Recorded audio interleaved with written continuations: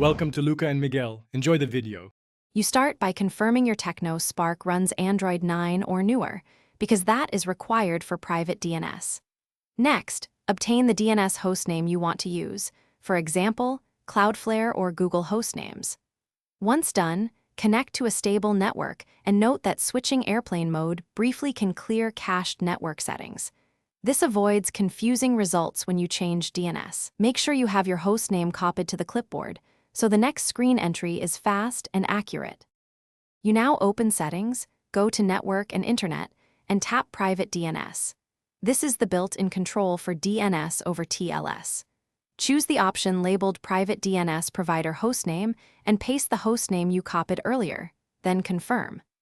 After saving, immediately restart the connection by toggling Wi-Fi or mobile data so the phone negotiates the encrypted DNS. This step ensures the device validates the provider certificate and actually begins using the new DNS. You finish by verifying the change. Visit a known site, use a DNS test page, or run a network utility app to confirm the provider appears.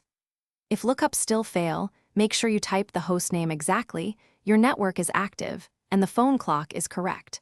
Certificate validation depends on accurate date and time. If your Tecno Spark lacks private DNS support, you may use a DNS changer that creates a local VPN as a fallback, but prefer private DNS for security and simplicity. Thanks for watching and please subscribe. It's the best investment you'll ever make.